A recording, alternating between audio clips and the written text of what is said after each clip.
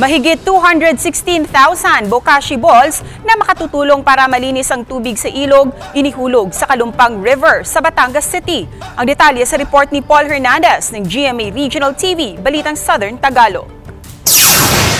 Mayaman sa likas na ganda ang lungsod ng Batangas. Ang Kalumpang River ang pinagkukuhanan ng makakain at hanap buhay ni Errol ng mahabang taon. Pero sa paglaon ng panahon, napansin niya raw na pahirapan na ang paghuli sa biyaya ng ilog. Mahirap po talaga ngayon. Dahil po sa basura. Sa halip na isda ang mahuli namin, basura pa ang sumasabit sa lampat. Ayon sa Batangas City Environment and Natural Resources Office o City Enro, nasa Class D ang ilog Kalumpang at gusto nilang maiangat sa Classification B ang ilog. Ayon sa opisina at sa DENR, hindi pa malala ang polusyon sa ilog. When we say Class D, ibig sabihin ay talagang receiving bodies of water lang ang pwede sa kanya. Yung Class B is recreational water.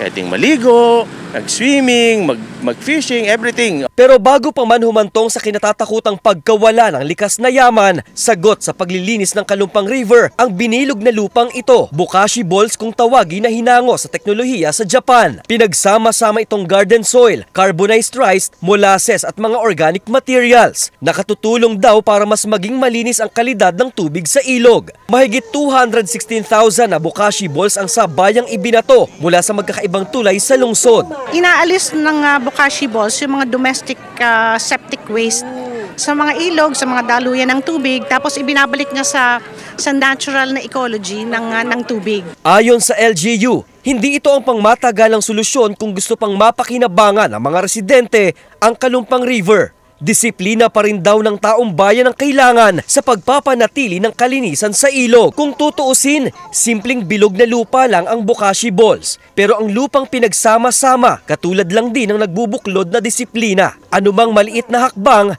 ay may malawak na patutunguhan. Mula sa GMA Regional TV Balitang Southern Tagalog, Paul Hernandez nagbabalita para sa GMA Integrated News.